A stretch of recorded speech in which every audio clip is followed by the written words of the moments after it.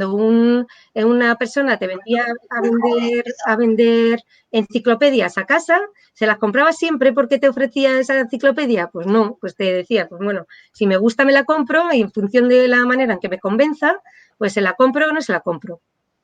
Igual que un político, me vende unas determinadas ideas y eso significa que está coaccionando mi decisión a la hora de votar. Pues muchos dicen que sí. ¿Realmente condiciona o no? Pues es parecido.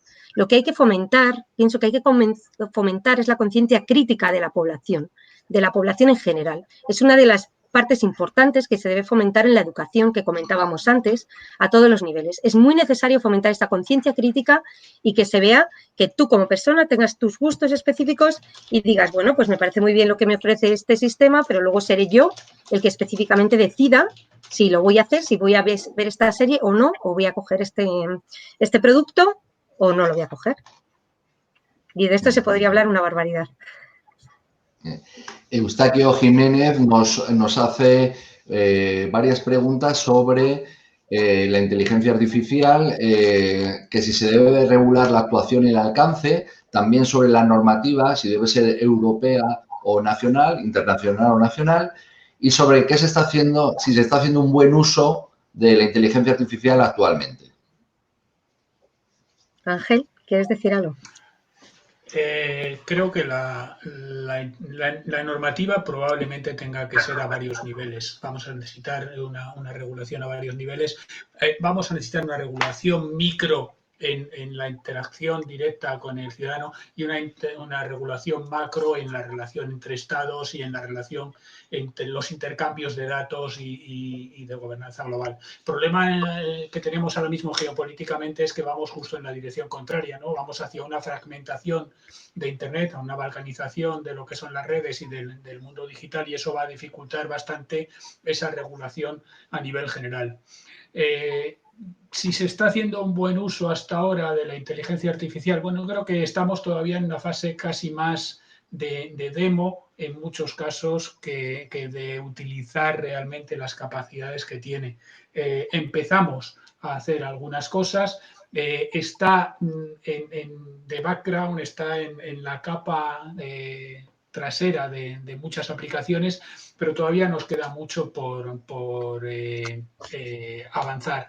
Los coches autónomos, por ejemplo, todavía les queda un cierto recorrido, no ya tecnológico, sino probablemente más en el terreno de lo ético, de lo moral y de lo social, ¿no? Entonces, creo que nos queda la parte de integrar la tecnología con las humanidades. Y de integrarnos, como decía José Luis Cordeiro, por cierto, no te había reconocido con la mascarilla, integrar mucho más a la persona y a la máquina, la inteligencia del carbono y la del silicio, ¿no?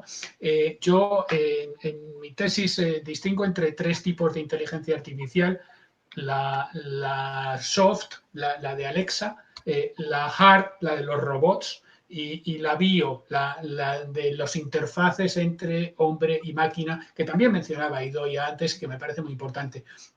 Creo que el uso de la inteligencia artificial que tenemos que hacer y la regulación la tenemos que hacer entendiéndola como una parte del ecosistema en el que estamos viviendo, igual que pasa con el mundo digital. Estamos viviendo en el mundo digital, no es una herramienta únicamente, es también un escenario en el cual estamos. Y con la inteligencia artificial nos pasa lo mismo. Forma parte o va a formar parte de nosotros, y por lo tanto lo que tenemos que regular son los comportamientos que vamos a tener con inteligencia artificial o sin ella en sociedad. Sí, yo simplemente por añadir una cosa más, yo pienso que realmente los sistemas de inteligencia artificial se van a empezar a integrar en nuestra vida diaria de manera sin enterarnos, sin darnos cuenta. Poco a poco, cada una de estas empresas de las que hablábamos, con o sin consciencia del impacto real, pues van a empezar a ver las grandes ventajas que tienen los sistemas de inteligencia artificial, las grandes, realmente, según los estudios, que aquel que tenga que implemente sistemas de inteligencia artificial en sus productos, sus servicios, les va a reportar mucho beneficio. Esto es un hecho. Entonces, cada vez serán más las empresas que quieran hacerlo, puedan o quieran. ¿Qué es lo que va a pasar? Pues que poco a poco lo iremos asumiendo como sociedad sin darnos cuenta. Va a ser algo pues que la sociedad poco a poco se integrará sin darnos cuenta dentro de todo esto. ¿Qué es lo que hay que hacer? Como bien comentabas, Ángel, pues es poco a poco ir con la regulación que vamos teniendo y con la educación y esto vamos a ver, y sobre todo con la educación y la concienciación y la divulgación que hacéis también en tanto Odisea como la Asociación Española de la Singularidad, es ir preparando el terreno. Vamos a ir preparando el terreno para que nos afecte de manera positiva y vayamos dejando de lado pues las cosas negativas y cada uno ir asumiendo en función de su pues de lo que consideren. Estoy personalizando mucho cada persona, ir asumiendo pues el nivel de pérdida de privacidad o no pérdida, estoy empleando mal la palabra, no pérdida de privacidad, el nivel de integración de estos sistemas de inteligencia artificial en su vida diaria que considere. Es igual que hay personas que hasta hace poco, pues hacían un uso muy básico del teléfono móvil sin querer conectarse a internet o sin querer tener esto por miedo a estas cosas. Pues habrá personas que sigan en esa rutina y otras pues que sean más abiertos a estas tecnologías para bien o para mal y quieran pues asumir esos posibles riesgos y beneficiarse también de las grandes ventajas. Henry nos habla sobre el consentimiento en protección de datos que, según nos dice él, exige muchos condicionantes, como es la expresión de voluntad libre, específica, informada, etcétera. Y dice que ha dejado de ser la opción principal para legitimar los tratamientos. En concreto nos pone un ejemplo, dice, si consiento en que traten mis datos genéticos, todos mis ascendentes y descendentes quedan comprometidos. Sí, es lo que comentaba antes, ¿no? Un poco, los datos no es que sean nuestros, es que son nosotros. Y hasta que no entendamos la verdadera naturaleza de los datos, es muy difícil que podamos consentir o no consentir en algo sobre lo que no estamos suficientemente informados porque no lo comprendemos. Entonces, lo primero que tenemos, como decía Idoia antes, es que educarnos en la comprensión de qué significan los datos en el mundo digital. Estoy de acuerdo en que ahora mismo estamos muy lejos todavía de poder dar consentimientos informados en el sentido de que estemos informados y haber comprendido realmente lo que hay detrás. De todas formas, hay una cosa específica que me gustaría apuntar respecto a todo esto, a que ahora hay mucho debate en muchas cosas respecto al uso de la inteligencia artificial en determinadas cosas, pero realmente yo creo que, aparte de la perspectiva que comentaba de geográfica, hay que aplicar también en este tipo de tecnologías también la perspectiva temporal.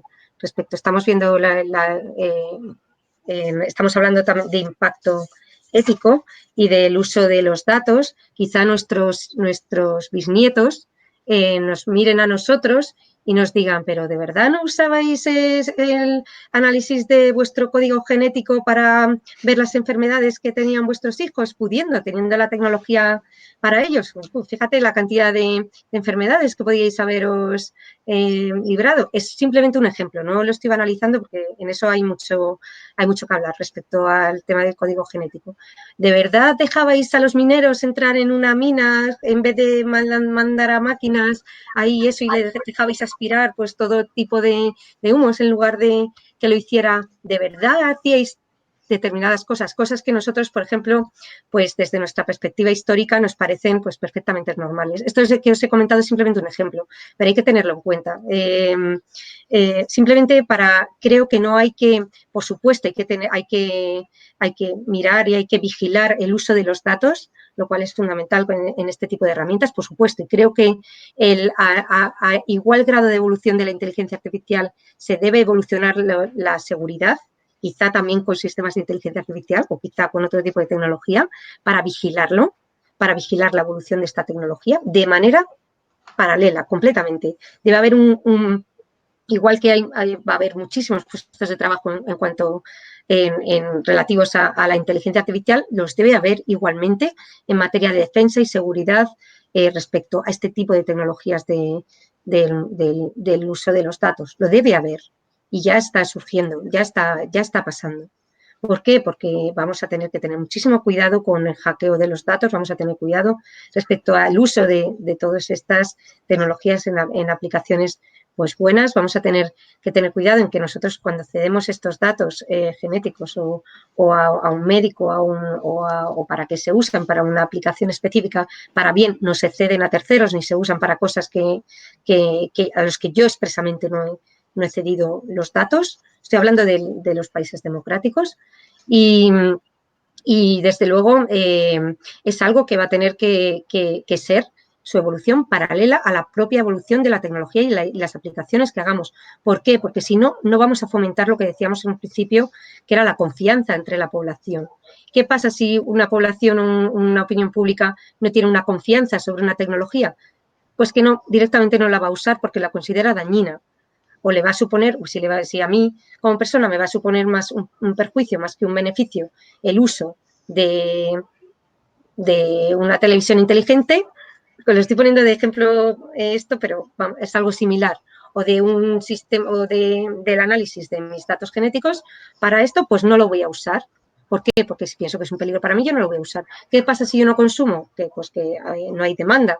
¿Qué pasa si no hay demanda? Pues que eso cada vez se va aflojando cada vez más la implementación de esta tecnología y acabaremos con una IA, con una implementación de la IA mediocre, que va a afectar de una manera pues mucho más mediocre, mucho menos va a ser una tecnología de mucho menos impacto de lo que quizás sería deseable para que aprovechar también todas las grandes ventajas que tiene.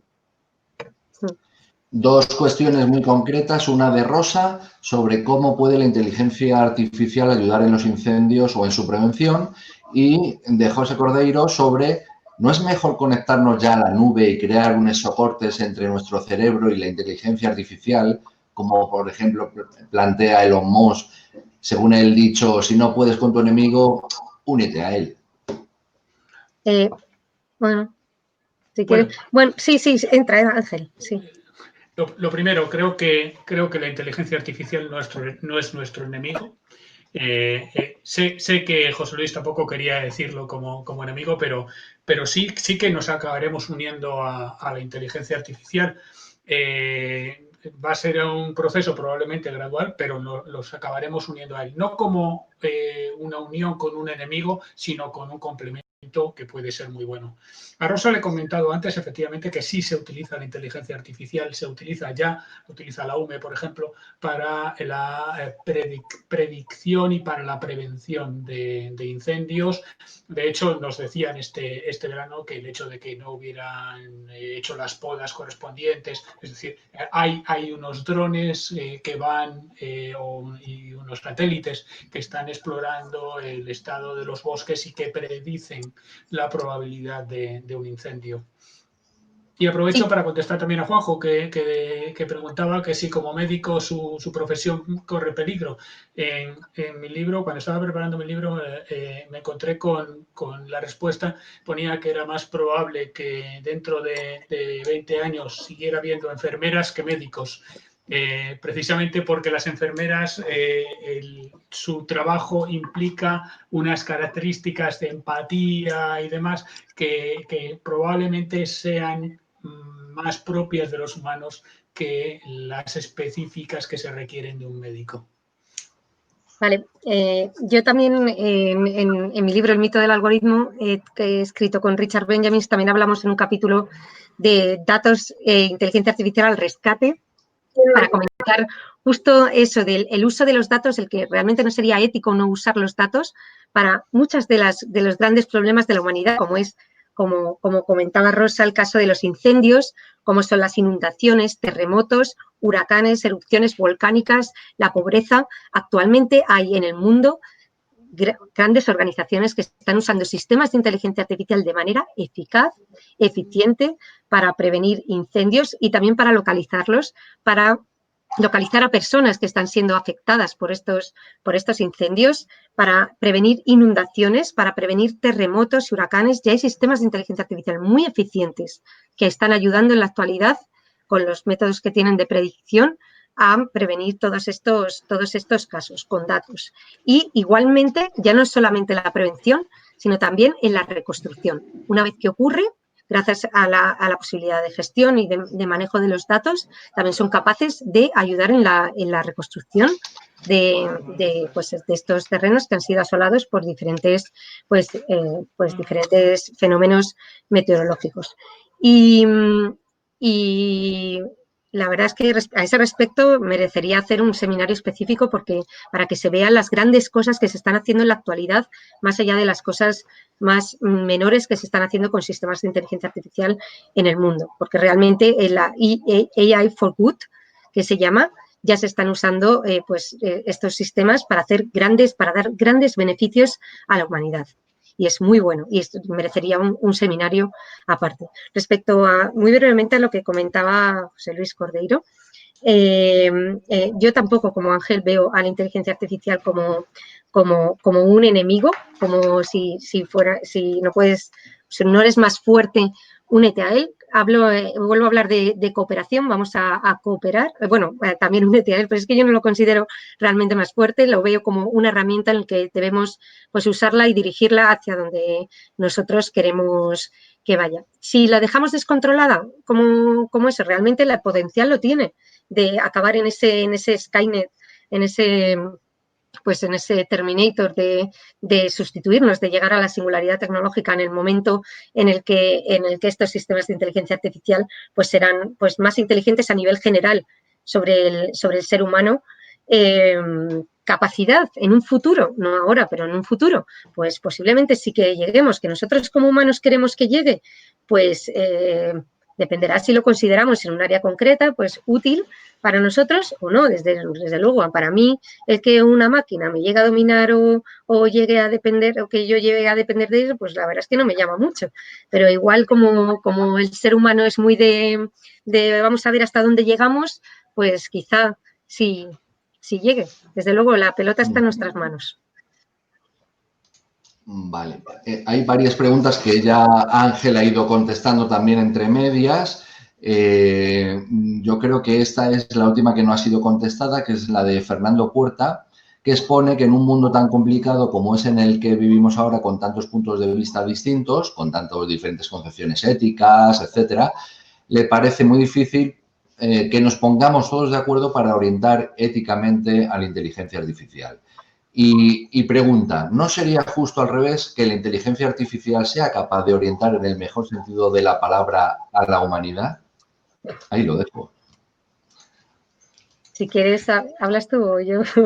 Es que es curioso porque es una de las imágenes que suelo poner, ¿no? La inteligencia artificial está suponiendo un espejo en el que nos miramos. La inteligencia artificial, estos asistentes digitales que se radicalizan en las redes sociales nos están demostrando cómo el peligro que tenemos nosotros de radicalizarnos en las redes sociales. De alguna manera, la inteligencia artificial está siendo el espejo en el que nos vemos y que vemos la evolución de las personas. Al querer construir un sistema a imagen y semejanza del ser humano, lo que estamos haciendo es, de alguna manera, también ver reflejado, igual que vemos en nuestros hijos reflejados nuestros defectos y son los que más nos duelen mucho los defectos de la inteligencia artificial porque son los nuestros. Esos sesgos, esa discriminación negativa que se hace en ocasiones que hace la inteligencia artificial, es nuestro propio sesgo, es nuestra propia discriminación negativa la que estamos viendo ahí reflejada.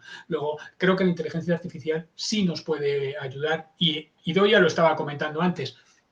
Hacía mucho tiempo que no se hablaba tanto de ética como desde que se está intentando aplicar la ética a la inteligencia artificial. Y se está intentando aplicar la ética por algo que también he dicho antes, Idoia, porque el derecho tiene que evolucionar muy rápidamente para regularlo. Es más fácil hacer evolucionar la ética que el derecho, que es algo que necesita de unos procesos legales y de unos tiempos para incluso ya en Europa, para transponer las directivas europeas. Con lo cual, lo que tenemos que ir es avanzando éticamente para que después el derecho pueda alcanzarnos. Pero creo que en ese sentido la inteligencia artificial sí nos puede ayudar a crecer como humanos. Sí, Ángel, te has expresado a la perfección. Opino 100% como tú en ese aspecto y simplemente un ejemplo para que veáis justo lo que estaba comentando Ángel, ha habido encuestas a nivel europeo respecto a que comentaban, que preguntaban a la población que a quién le gustaría que les juzgara, un ser humano o un robot. Y hubo muchos países, la población de varios países, entre ellos el Reino Unido, cuya contestación mayoritaria fue que preferían ser juzgados por un robot. ¿Por qué? Porque consideran que un humano puede llegar a tener muchísimos más sesgos. Por ejemplo, un juez específico en función de su familia, sus amigos, pueden llegar a tener muchos más sesgos que una máquina que si lo conseguimos librarle de esos sesgos de manera técnica, no los va a tener. Va a ser realmente lo que va a hacer es un análisis claro y simple de los datos que le vamos a dar. Por lo tanto, quizá, como comentábamos, el que ese juez tenga pues ese complemento, esa visión objetiva de la máquina, le llegue a hacer una sentencia mucho más objetiva, porque le complementaría, verá una perspectiva diferente, una perspectiva supuestamente objetiva, y luego, por supuesto, esta persona bien formada, que es un juez, pues lo complementará con un contexto también necesario a la hora de tomar una decisión. Desde luego, yo no dejaría, no debemos tender a esa autonomía al 100% de la máquina en determinados casos que son serios, como puede ser pues, el diagnóstico de un paciente o pues, la sentencia de un juez, por mucha gracia que nos pueda hacer que sea una máquina la que tome una decisión por temas asociados a la ciencia ficción o lo que sea. Y esto es un peligro real. Muchas veces nos estamos dejando llevar por la ciencia ficción para porque nos hace gracia el ver que cosas que aparecen en las películas, pues ahora las tengamos en la realidad. Y hacemos cosas como el dar nacionalidad a un robot o este tipo de cosas que por ahora son simples máquinas. Lo que pase en un futuro y la evolución que tengan los sistemas de inteligencia artificial en un futuro, si pueden llegar a tener derechos, igual que les podremos llegar a exigir responsabilidades, pues se verá, por supuesto. O sea, yo nunca me cierro a nada de lo que pueda pasar en un futuro. Desde luego ahora, tan en el momento actual, si dejarnos llevar por esos prejuicios de la ciencia ficción, desde luego lo que nos hace es confundir aún más a la población. A una población que necesita ser educada, que necesita ser dirigida, que necesita estar pues bien formada respecto a todo lo que se le viene encima, respecto al uso de sus datos y todas estas aplicaciones de inteligencia artificial que se van a usar de manera real. Estoy viendo un problema a la hora de interpretar por parte de algunos los problemas de la inteligencia artificial. El problema de la inteligencia artificial no es un paquete que digas, pues hago un robot que hace tal cosa. No, el robot está hecho a su vez de visión, de capacidad de interpretar textos, de capacidad para moverse, para mantener el equilibrio. Es decir, hay muchísimos subsistemas que van ayudando a que el robot pueda desarrollar su función. Cuando hablamos de desarrollos de inteligencia artificial, no estamos hablando de que la inteligencia artificial sea buena o mala. Estamos hablando de que cada uno de los desarrollos que hacemos tiene aplicaciones buenas y aplicaciones malas. Yo puedo diseñar GPT-3 ahora mismo, que te puede ayudar a escribir una novela o a escribir una poesía o a escribir un programa, y también te puede ayudar a alimentar a un bot para desinformarte o para hacer bullying online de alguien. Es decir, es cada uno de los pequeños desarrollos de la inteligencia artificial lo que tenemos que vigilar cómo se utilizan y no condicionar el hecho de que se desarrollen, sino el hecho de que se utilicen de una forma o de otra. Claro, otro ejemplo que está comentando Ángel, por ejemplo, los deepfakes, que son los sistemas de inteligencia artificial que lo que hacen es, son capaces de, por ejemplo, de poner en la boca, de manipular una imagen, un vídeo. En este sentido, por ejemplo, seguro que muchos de los oyentes habéis visto la imagen de Obama, un vídeo de Obama que le ponen palabras como si fuera Obama el que estaba realmente diciendo esas palabras y en realidad pues es otra persona diferente. gracias a los deepfakes, pues se puede manipular los vídeos de cualquier persona y como si fuera esa persona la que estuviera hablando y gesticula de la misma manera, se mueve de la misma manera, habla con el mismo tono de voz, de manera que pues se puede confundir. Esto ha sido usado para mal con estrellas, con grandes, con famosos, con personas con personalidades, y hizo mucho mal en su momento, cuando todavía no se sabía mucho sobre las deepfakes, y nos lleva a una realidad en la que nos puede llevar a una realidad en la que pues no se sepa de manera visual si lo que estamos viendo es real, si esa persona que estamos viendo enfrente es la persona real que está diciendo eso, o si se trata simplemente de un hacker o una persona que nos quiere mal, que está poniendo pues nuestra voz y nuestra cara para decir algo que no es lo que quería decir. En cambio, esos mismos deepfakes se usan en la industria cinematográfica para doblar personajes, para una persona para intentar pues que para hacer suplentes o de un actor específico, y se usa mucho, cada vez más en la industria cinematográfica, para que veáis que realmente pues los deepfakes, que en principio pues son cosas malas que nos pueden hacer mucho daño, también se usan para el bien. Y son muy, muy, muy usados en la industria cinematográfica y cada vez más valorados, y lo serán aún más en un futuro también. Una vez más, un caso de uso. El problema no está en los deepfakes, en el caso de uso en sí, sino en la manera en que lo usamos. Y los deepfakes seguro que son otro caso de uso específico de regulación. Bueno, para los que son de otro meridiano, son las 20:44. Hemos llegado al final de esta apasionante conferencia con este no menos apasionante tema, la inteligencia artificial.